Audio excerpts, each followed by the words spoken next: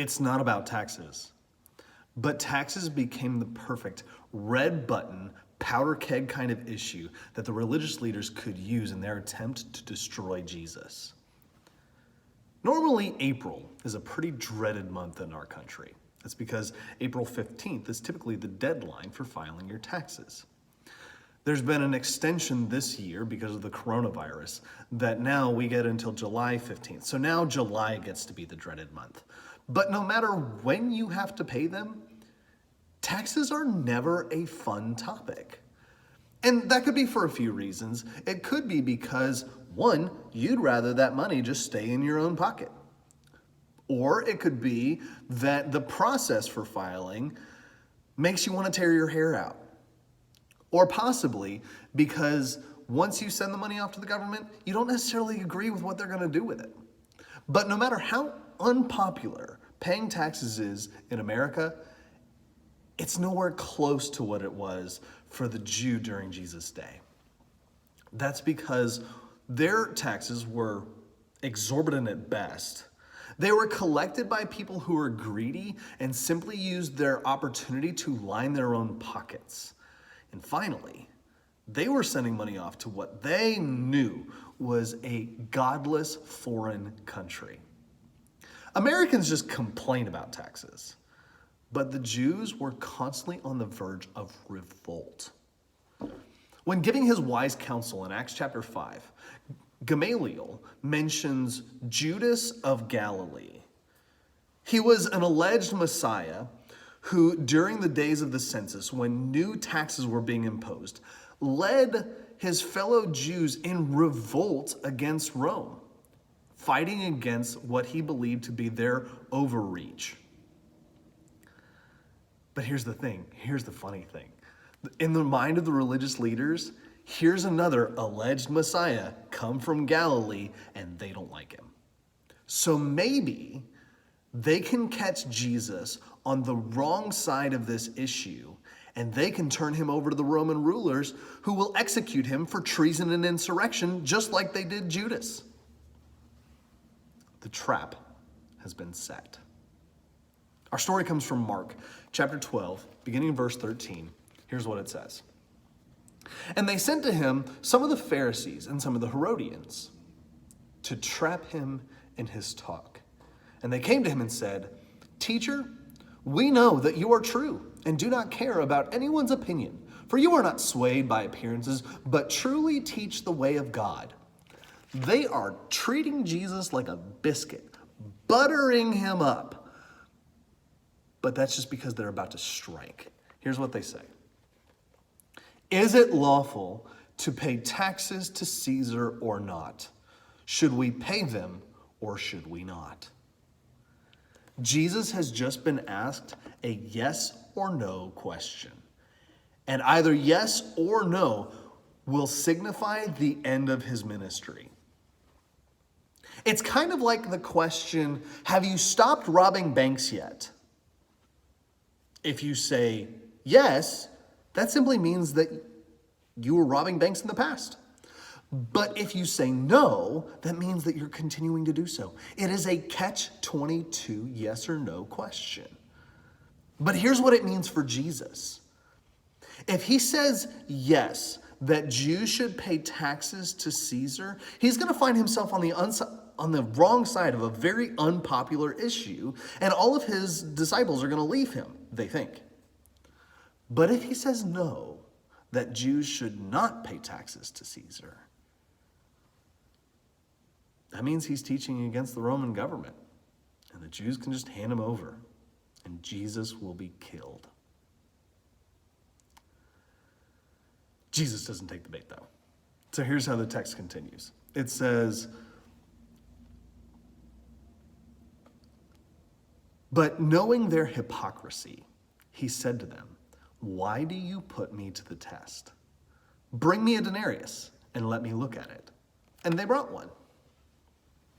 Jesus doesn't take the bait. In fact, he takes the question and he turns it around on those who are questioning him. A denarius was a Roman minted coin. But it wasn't just a coin. It was filled with symbols In appearance, it actually wasn't too different from American coins. On an American coin, you can find the face of one of our rulers, one of our presidents. And on the other side, you'll find an image that's supposed to tell you something about him. This particular coin is the JFK half dollar.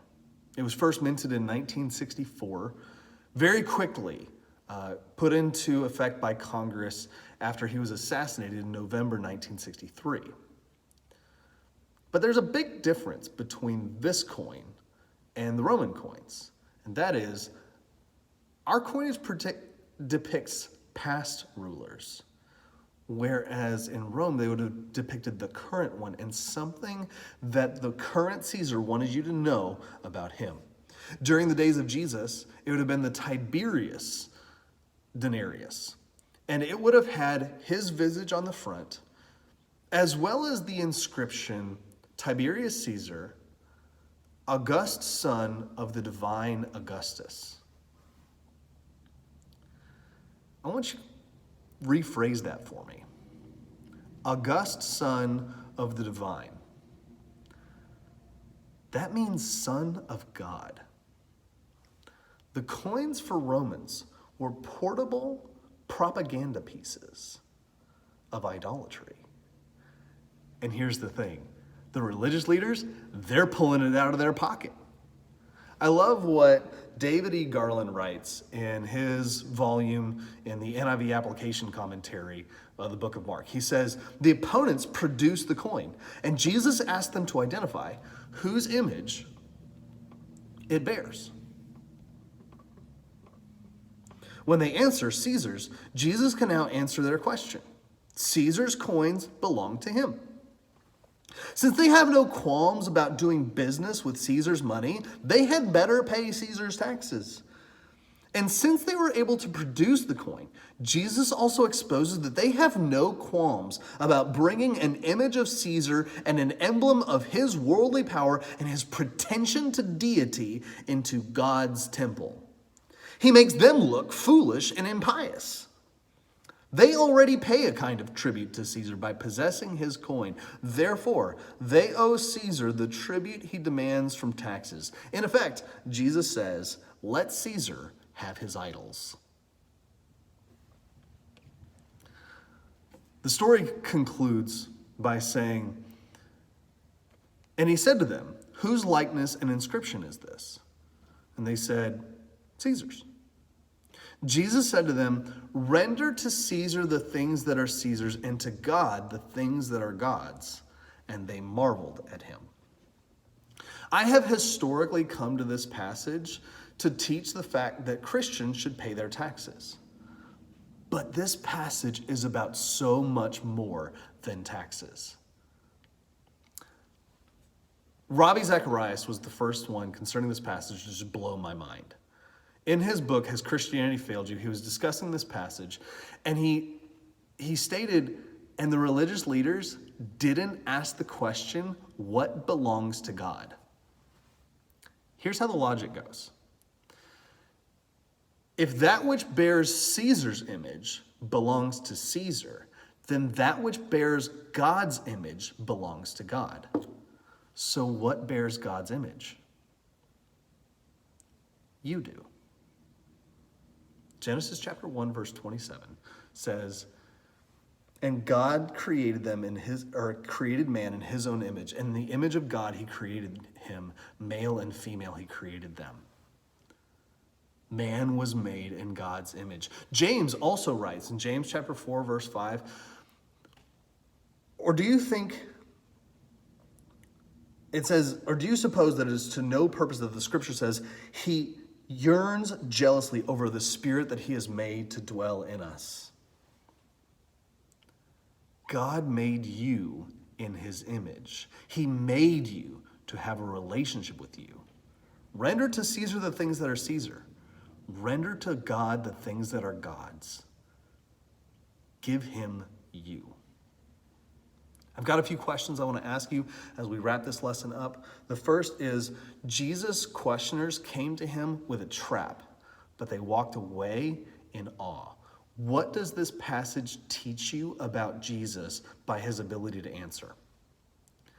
The second question I want to ask you is, Paul instructed the Colossians, put on the new self, which is being renewed in the image of its creator.